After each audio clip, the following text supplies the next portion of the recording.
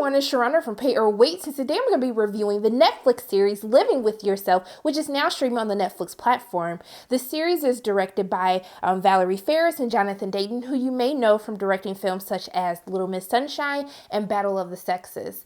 This series stars Paul Rudd and Paul Rudd as Miles. So Miles is going through a tough time, you guys. Miles, he's just not the person that he used to be. He's going through a very tough time, both professionally and also too personally. And so Miles says, enough is enough.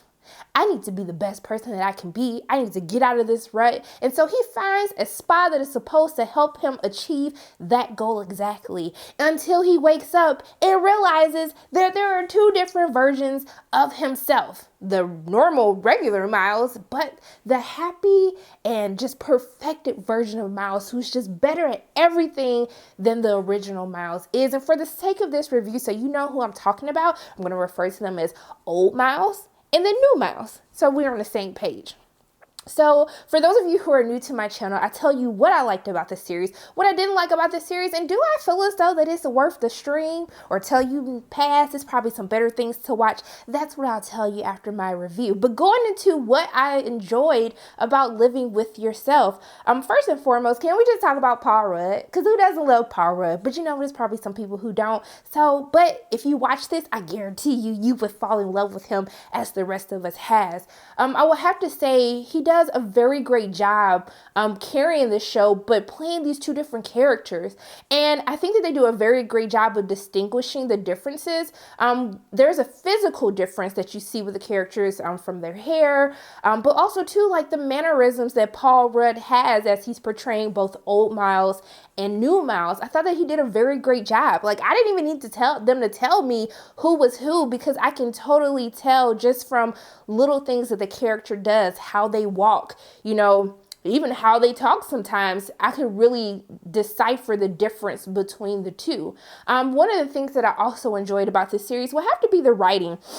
Timothy Greenberg, who was actually the creator of this series, I really love how they explore this human cloning, okay? Even though this is kind of like a very unrealistic thing, actually, you know what? I'm sure there's some human clones around here that we don't know about. I know you guys have probably done it. We're just not supposed to know about it. But even though this is unrealistic, I love how, from the writing, how old Miles kind of handles the situation. The things that he does is very relatable. I'm like, I would definitely do that if it was two versions of me. And I found myself relating to the choices that old Miles makes throughout the course of the series. But also too, what was a huge surprise to me was the exploration of what this new version of Miles, you know, how is he coping with the situation?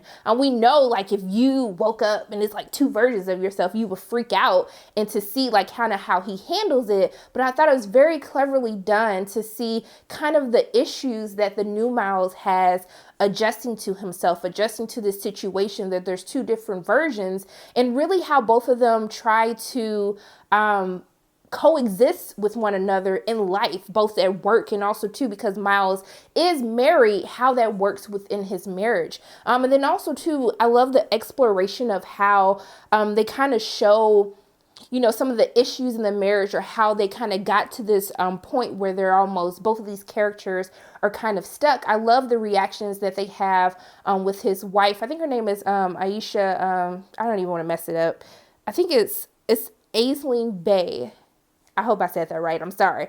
But I love how the writing for her character, how she kind of handles this situation, that she's kind of brought into what is actually going on. I thought that that was very well done as well. And kind of this deeper exploration of, you can see this better version of yourself, of who you want to be. And as old Miles deals with watching this person be a better husband, be a better worker, and kind of how he deals with that situation. I love how they handle that throughout the course of the show. It's a very funny series. Like, there's parts where I was laughing. I was just like, oh my gosh, you did not just do that. But there are some dark elements of the show as well. When the show first starts, I was like, when you kind of learn what was supposed to happen, how Miles was supposed to become this better version of himself, I was like, this is kind of dark and I kind of like it. I like where we're going here. But that leads me into kind of one of the issues that I do have with the series is really how there's a moment where I'm just like, okay, they're going to do it. They're going dark, you guys. They're taking a risk. I was like, yes, it's coming. It's coming. And then we get to the end of the series and I was like, no, you didn't do it. And I think that a lot of people will have issues with how this series decides to wrap itself up.